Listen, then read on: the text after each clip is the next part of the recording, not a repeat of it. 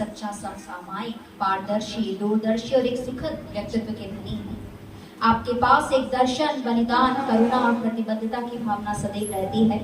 ईमानदारी से हर क्षेत्र का उत्थान आप श्री ने किया और आपके लिए सर्वोपरि रहा है वीरभूमि मेवाड़ का विकास। आशीर्वचन के लिए आमंत्रित है महामहिम कटारिया साहब।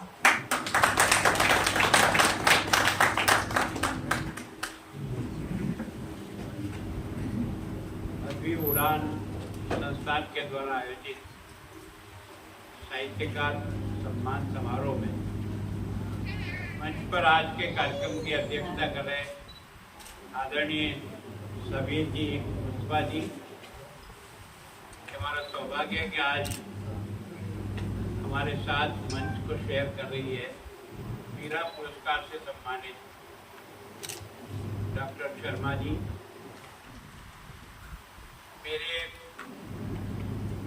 बीएड के साथी 67-68 में हमने दोनों ने एक साथ बीएड की।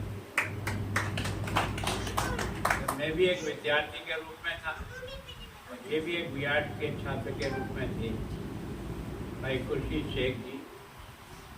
तब से हम दोनों साथी सहपाठी इस यात्रा को करते हुए यहाँ तक पहुँचे हैं।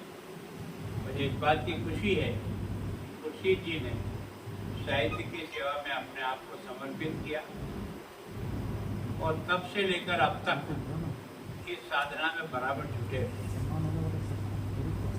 इनको स्वयं को कई पुरस्कार मिले, तो इन्होंने भी अपनी संस्था के द्वारा सारे देश के साहित्यकारों को बुला करके सम्मानित करने का यह अभिनव प्रयोग, एक साधारण व्यक्ति, साधारण हैसियत वाला इस प्रकार के कार्यक्रमों को आयोजित करे और ऐसे लोगों को ढूंढने का प्रयत्न करे जो चारों तरफ फैले हुए। मैं सोचता हूँ कि सबीर जी ने मुझसे भी बहुत अच्छी बात कि वास्तव में अगर देश को अगर जागृत करना है तो वो ये कलम जागृत करना। स्वाधीनता का युद्ध अगर लड़ा गया तो उन कलमकारों के कारण से समाज को उन्होंने खड़ा किया। उन्होंने वो चेतना उनमें पैदा की, वो अपनी कलम के आधार पर पैदा की। उससे शांति का रास्ता भी चला तो क्रांति का रास्ता भी चला, पर रास्ता आजादी का चयन करने के लिए किसी न किसी लेखक की लेखनी चली थी, जिनको पढ़ करके लोगों में स्वाधीनता की भूख जगी थी और उसको प्राप्त करने के लिए सर्वस्व न्यौछावर करना भी एक खुशी का माहौल बन गया था।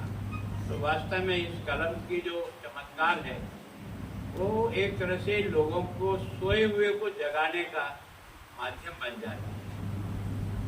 मैं सोचता हूँ कि आज अपन ने जिस बालक का सम्मान किया, अब मुझे नहीं मालूम कि खुर्शीद जी ने उसको कहाँ से और कैसे ढूंढा, लेकिन इस प्रकार के लोगों को भी ढूंढ करके उनकी कलम को जो आपने पहचान दी, उसके लिए आपका और आपके सभी साथियों का बहुत ही आभारी हूँ, धन्यवाद करता हूँ। शायद खुर्शीद जी सोचते होंगे कि अब महामहिम बन गए, पता नहीं क्या होगा। पहले तो क्यों ये अपने को दोस्त समझता था, तो जब चाहे जब घंटी बजा देता। अभी तुम्हारी जितनी घंटियां बजी सब उठाइए मेरे में कोई बदल नहीं आया। मैं सोचता हूँ कि वास्तव में कोई एक व्यक्ति इस प्रकार का निश्चय करे और उसको निरंतर चलाए, ये बहुत कठिन काम है दोस्तों। इस कठिन काम को तुम कर रहे हो, इसलिए हम तुम्हारे सहयोगी बनकर के एक तरह से अपने आप को भी बहुत गौरवान्वित अनुभव करते हैं कि हमारा एक मित्र अपनी लेखनी के द्वारा देश की इतनी बड़ी सेवा कर रहा है। इसलिए हम आपके लिए हमेशा, मैं सोचता हूँ आज नवरात्रि का दिन और हमारे यहाँ सबसे बड़ा दिन माना जाता है। लोग अपने अपने कार्यक्रमों में व्यस्त होंगे, लेकिन उसके बाद भी आप इतनी बड़ी संख्या में लोग आए। कई बार ये इसको दिमाग में आता था कि आप मैं महामहिम हूँ, पता नहीं आप कितने लोगों की भीड़ चाहिए। मेरे कुछ नहीं चाहिए, दिमाग ठीक चाहिए और काम करने की दिशा ठीक चाहिए, भीड़ नहीं चाहिए।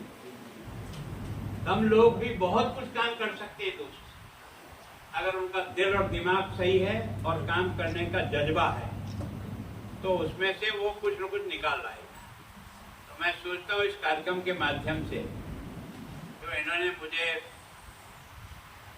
कई बार तो इनको लगा कि शायद अब नहीं आएंगे क्योंकि अब महामहिम है और मैं एक छोटा सा खुर्शीद हूँ। दोस्त, मैं तुझे खुर्शीद तो वही मानता हूँ जो 68 में था और गुलाबचंद भी वही है। उसके कारण से दिमाग पर कोई असर नहीं है। जो संस्कार जीवन में मिले हैं उन संस्कारों को लेकर पढ़े। तो मैं सोचता हूँ कि आप सब साहित्यकारों ने माँ सरस्वती के द्वारा जो प्राप्त किया है, यार किसी को प्राप्त नहीं होता। हम बहुत अच्छा भाषण दे सकते हैं, लिख नहीं सकते। भाषण देना एक अलग चीज है, लिखना एक अलग चीज है। लिखना वो होता है जो अंदर से तरंगे चलती है और आता है वो कलम पे आ जाता है, उसको लिखना कहते हैं। कुछ लोग लिखते हैं, अंदर कुछ सोचते हैं, बाहर कुछ दिख जाता है, वो लिखना नहीं, नाटक बना। इसमें अंतर से जुड़ाव नहीं हो वो कोई लेखनी नहीं। इसके अपने अंदर के भावों के साथ तारतम्य नहीं है, सोचता कुछ है, लिखता कुछ है, वो जनता को मूर्ख बनाने का धंधा करता है। जो जैसा सोचता है, चाहे कोई नाराज हो या कोई कुछ हो, मैं अपनी कलम से उस बात को जरूर लिखूंगा जिससे समाज और देश का भला हो। उसके लिए मेरी कलम चलेगी, चाहे दुनिया मेरे खिलाफ हो। वो वास्तव में देखती है। तो मैं सोचता हूँ जो इस प्रकार के जो अपने कलम की साधना करते हैं और अपनी साधना द्वारा लोगों को एक सही दिशा दिखाने का प्रयत्न करते हैं, इसी की बदौलत अपन आज यहाँ तक हैं। तो मैं सोचता हूँ कि यहाँ तक पहुँचाने में उन सब लोगों ने जो कुछ भी लिखा, जो कुछ भी हम पढ़ते हैं, छोटे बच्चा भी कौन सी कहानी पढ़ करके क्या सीखता है, ये आपकी कहानी में दर्द होता है। समाज के दर्द को कौन समझे, समाज के उन कमजोर लोगों की पीड़ा को अनुभव कौन करे, उसको आपकी कलम अनुभव करती है। और जब वो उसे पढ़ता है तो उसका अंदर का तंतु हिल जाते हैं, तब उसे लगता है कि वास्तव में इस परिस्थिति में मैं क्या कर सकता हूँ, मुझे क्या करना चाहिए, मैं क्या कैसे इसको ठीक कर सकता हूँ। तो समाज की कमियों को समाज के सामने अपनी लेखनी के द्वारा लाना और उसी तरह से समाज की अच्छाई को भी अपनी लेखनी द्वारा अपने बच्चों तक पहुंचाना, तो मैं सोचता हूँ सबसे बड़ी सेवा का माध्यम है। खुर्शीद जी, आपने बहुत वर्षों से ये साधना कर रखी है। वैसे तो मैं भी कई कार्यक्रम में जाता हूँ, पर एक अकेला व्यक्ति किसी काम को हर साल करे और इतने लोगों को यहाँ बुलाने का प्रयत्न करे और आपके बुलावे पर देश भर के साहित्यकार यहाँ आ जाए, ये भी कोई कम बात नहीं है। इन लोगों को भी फुर्सत नहीं होगी अपनी अपनी जगह पर काम। जो इस प्रकार से सम्मानित होते हैं वो, उनको वैसे भी समय का भी अभाव रहता है, लेकिन उसके बाद भी तुम्हारे बुलावे पर यहाँ आते हैं। और तुमने भी देश के विभिन्न स्थानों पर जाकर के जो हमारे उदयपुर का मान बढ़ाया, उसका हमें गर्व है, गौरव होता है कि हमारे खुर्शीद ने और फला फला जगह से पुरस्कार लेकर के आया है और उसको सम्मानित किया। तो इसके कारण से आपके साथ हमारा जुड़ाव है, आपके साथ बराबर मित्रता का व्यवहार है ना। वास्तव में हम संस्कारी लोग हैं, हम अपने बचपन को नहीं भूलते हैं। जो अपने बचपन को भूल जाता है उसके पास कुछ है ही नहीं। जिसको अपना बचपन याद है, अपने टेढ़े मेढ़े रास्ते याद है, अपने जो पीड़ा के दिन निकले वो याद है, तभी वो आगे चल करके कुछ करने की क्षमता जुटा पाएगा। जो आराम के रास्ते पर चला है उसमें कोई ज्यादा काम करने का दम नहीं होता है। जो कठिन रास्तों पर चढ़ने का प्रयास करता है वही वास्तव में सफलता की सीढ़ी चढ़ जाता है। तो वास्तव में ये है, मैं सोचता हूँ हम सब लोग अपने अपने क्षेत्र में प्रयत्न कर रहे हैं और हमें करना चाहिए। मैं आपके सारे मित्रों को जिन्होंने इस संस्थान को इस ऊंचाई तक लाने में आपका सहयोग किया, आपके जो मित्र हैं इन कार्यक्रमों का आयोजन के, मास्टर के पास क्या होता है, पेंशन के अलावा क्या है?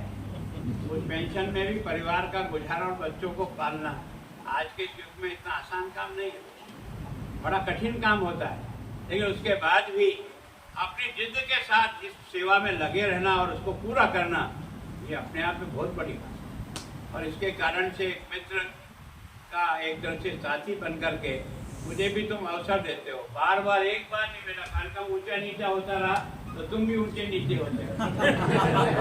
तुमने बराबर मेरी तारीखों के साथ जोड़ने का प्रयास किया, और जब तुम्हें विश्वास हो गया कि इस तारीख को आ रहे हैं, तभी आपने इन सब लोगों को बुलाया। इसका मतलब आपने मुझे भी एडजस्ट करने का प्रयास किया और ये स्वागत करने का मुझे मौका दिया। इसके लिए भी मैं आपका बहुत बहुत धन्यवाद करता हूँ। और आप सब लोगों ने यहाँ पधार करके इस उदयपुर की धरती पर पधारे। मैं यहाँ का एक सामान्य नागरिक भी हूँ, यहाँ का एक जनप्रतिनिधि भी हूँ। जितने भी साहित्यकार देश के विभिन्न भागों से आए हैं, उन सबका मैं बहुत बहुत सम्मान करता हूँ और आपकी कलम को प्रणाम करता हूँ और प्रार्थना करता हूँ, भगवान के लिए, देश के लिए कलम चलाओ, पेट के लिए मत चलाओ। तो हमारी कलम सही जगह पर जाएगी और हम उस ऊंचाई को छू लेंगे जिस ऊंचाई के लिए ईश्वर ने इस धरती पर आपको और मुझे भेजा है। मैं इन्हीं बातों के साथ आप सबका बहुत बहुत